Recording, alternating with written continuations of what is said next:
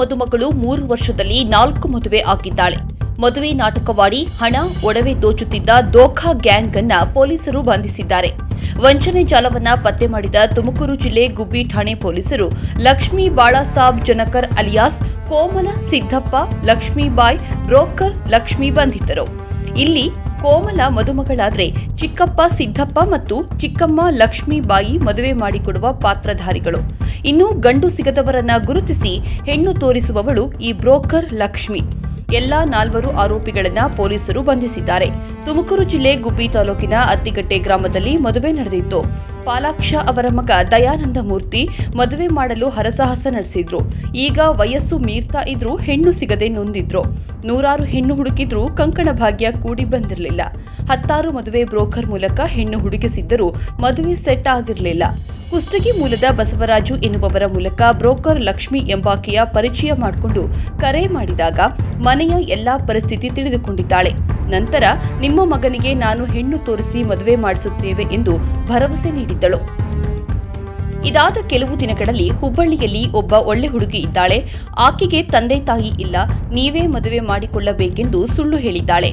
ಆಗ ಬ್ರೋಕರ್ ಲಕ್ಷ್ಮಿ ಈ ಕೋಮಲ ಎಂಬ ಹೆಸರಿನ ಯುವತಿಯ ಫೋಟೋ ತೋರಿಸಿದ್ದಾಳೆ. ಇನ್ನು ಹುಡುಗನ ಮನೆ ನೋಡಲು ಅತ್ತಿಕಟ್ಟೆ ಗ್ರಾಮಕ್ಕೆ ಬಂದಿದ್ದ ಯುವತಿ ಹಾಗೂ ಆಕೆಯ ಚಿಕ್ಕಮ್ಮ ಚಿಕ್ಕಪ್ಪ ಕಳೆದ ವರ್ಷ ನವೆಂಬರ್ 11ರಂದು ಬಂದಿದ್ದರು. ಇದೇ ವೇಳೆ ಮದುವೆ ಮಾತುಕತೆಯನ್ನ ಮುಗಿಸಿದ್ರು. ನಂತರ ಹುಡುಗ ಒಪ್ಪಿಗೆ ಇದ್ದಾನೆ, ನಿಮಗೂ ಹುಡುಗಿ ಒಪ್ಪಿಗೆ ಇದ್ದರೆ ನಾಳೆಯೇ ನಿಮ್ಮೂರಿನ ದೇವಸ್ಥಾನದಲ್ಲಿ ಸಿಂಪಲ್ ಆಗಿ ಮದುವೆ ಮಾಡಿ ಬಿಡೋಣ ಎಂದು ಹೇಳಿದ್ದಾರೆ. ಮೊದಲೇ ಮಗನಿಗೆ ಹೆಣ್ಣು ಸಿಗದೆ ಹೈರಾಣಾಗಿದ್ದ ದಯಾನಂದ ಮೂರ್ತಿ ಕುಟುಂಬಕ್ಕೆ ಲಡ್ಡು ಬಂದು ಬಾಯಿಗೆ ಬಿದ್ದಂತಾಗಿತ್ತು.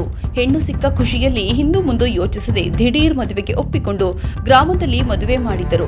ಈ ಮದುವೆಗೆ ಸುಮಾರು 200ಕ್ಕೂ ಹೆಚ್ಚು ಜನರು ಸಾಕ್ಷಿಯಾಗಿದ್ರು. ಮದುಮಗಳಿಗೆ ಚಿನ್ನದ ಸರ, ತಾಳಿ, ಕಿವಿಗೆ ಓಲೆ ಸೇರಿ ಸುಮಾರು 25 ಗ್ರಾಂ ತೂಕದ ಚಿನ್ನಾಭರಣವನ್ನ ಗಂಡಿನ ಮನೆಯವರು ಮಾಡಿಸಿಕೊಟ್ಟಿದ್ರು. ಇನ್ನು ಬ್ರೋಕರ್ ಲಕ್ಷ್ಮಿಗೆ ಬರೋಬ್ಬರಿ 1.5 ಲಕ್ಷ ರು ಹಣವನ್ನ ನೀಡಿದ್ರು. ಮದುವೆ ಮುಗಿದ 2 ದಿನದ ನಂತರ ತವರು ಮನೆಗೆ ಯುವತಿಯನ್ನ ಕರೆದುಕೊಂಡು ಹೋಗಬೇಕೆಂದು ಆಕೆಯೊಬ್ಬಳನ್ನೇ ಕರೆದುಕೊಂಡು ಹೋಗಿದ್ರು. ಹಣ, ಚಿನ್ನದ ಒಡವೆ ಸಹಿತ ಮದುಮಗಳನ್ನ ಕರೆದುಕೊಂಡು ಹೋಗಿದ್ರು. ಇನ್ನು 1 ವಾರ ಕಳೆದರೂ ವಾಪಸ್ ಬರಲಿಲ್ಲ. ಇದರಿಂದ ಆತಂಕಗೊಂಡ ಪಾಲಾಕ್ಷ ಹುಬ್ಬಳ್ಳಿಗೆ ಹೋಗಿ ವಿಚಾರಿಸಿದಾಗ ಸತ್ಯ ಬಯಲಾಗಿದೆ. ನಕಲಿ ಮದುವೆಗೆ ಬಂದವರು ಕೂಡ ದೋಖಾ ಗಿರಾಕಿಗಳು ಎಂಬ ಸತ್ಯ ಬಯಲಾಗಿದೆ. ಆಗ ಪುನಃ ತಮ್ಮೂರಿಗೆ ವಾಪಸ್ ಬಂದು ಗುಬ್ಬಿ ಠಾಣೆಗೆ ದೂರು ದಾಖಲಿಸಿದ್ದಾರೆ. ಪ್ರಕರಣ ದಾಖಲಿಸಿಕೊಂಡ ಗುಬ್ಬಿ ಪೊಲೀಸರು ನಿರಂತರ ತನಿಖೆಯನ್ನ ನಡೆಸ್ತಾ ಇದ್ರು. ಆದರೆ ಇದೇ ರೀತಿ ಪುನಃ ಮಹಾರಾಷ್ಟ್ರದಲ್ಲಿ ಮದುವೆ ಮಾಡಿಕೊಂಡು ಸೆಟಲ್ ಆಗಿದ್ದರು. ಆಗ ಮದುವೆ ಫೋಟೋ ಹಾಗೂ ವಿಡಿಯೋ ಆಧರಿಸಿ ವಂಚನೆ ಮಾಡಿದ ಗ್ಯಾಂಗ್ನ ಎಲ್ಲರನ್ನ ಬಂಧಿಸಿದ್ದಾರೆ. ಒಟ್ಟಾರೆ ಕರ್ನಾಟಕ ಹಾಗೂ ಮಹಾರಾಷ್ಟ್ರ ಸೇರಿದಂತೆ ಒಟ್ಟು 4-5 ಮದುವೆಗಳನ್ನ ಮಾಡಿಕೊಂಡು ವಂಚನೆ ಮಾಡೋದನ್ನೇ ವೃತ್ತಿ ಮಾಡಿಕೊಂಡಿದ್ರು. ಇದಕ್ಕಾಗಿ ನಕಲಿ ಅಡ್ರೆಸ್ನಲ್ಲಿ ಆಧಾರ್ ಕಾರ್ಡ್ ಸೃಷ್ಟಿಸಿಕೊಳ್ತಿದ್ರು. ಆಧಾರ್ ಕಾರ್ಡ್ ತೋರಿಸಿ ಗಂಡಿನ ಮನೆಯವರನ್ನ ನಂಬಿಸ್ತಿದ್ರು. ನಂತರ ವಂಚನೆ ಮಾಡಿ ಹೋಗ್ತಾ ಇದ್ರು.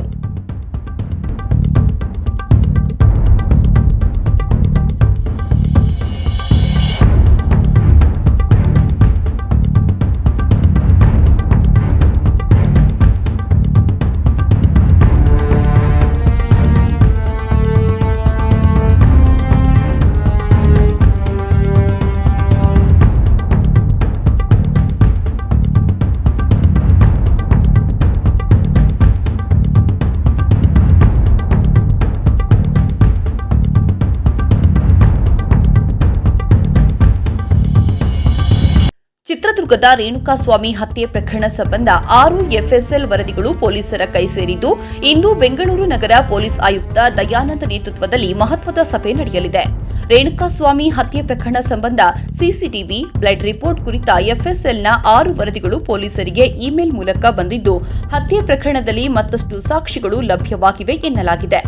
ರೇಣುಕಾಸ್ವಾಮಿಯ ಪೋಸ್ಟ್ಮಾರ್ಟಂ ಪರೀಕ್ಷೆಯ ಸ್ಯಾಂಪಲ್ಸ್ ಎಫ್ಎಸ್ಎಲ್ ವರದಿಯಲ್ಲಿ ಎದೆಯ ಎಲುಬು ಮುರಿದು ಶ್ವಾಸಕೋಶಕ್ಕೆ ಮೂಳೆ ಚುಚ್ಚಿದ್ದು, ಇದರಿಂದ ಕೊಲೆಯಾಗಿರುವುದು ಬೆಳಕಿಗೆ ಬಂದಿದೆ ಎಂದು ಹೇಳಲಾಗಿದೆ. ಇನ್ನು ರೇಣುಕಾಸ್ವಾಮಿ ಮೊಣಕಾಲು ಮೂಳೆ ಮುರಿದು ಬಲಗಣ್ಣಿಗೂ ಗಾಯವಾಗಿದೆ. 6ಕ್ಕೂ ಹೆಚ್ಚು ಆರೋಪಿಗಳ ಬಟ್ಟೆಗಳ ಮೇಲೆ ರೇಣುಕಾಸ್ವಾಮಿ ರಕ್ತದ ಕಲೆಗಳು ಪತ್ತೆಯಾಗಿವೆ.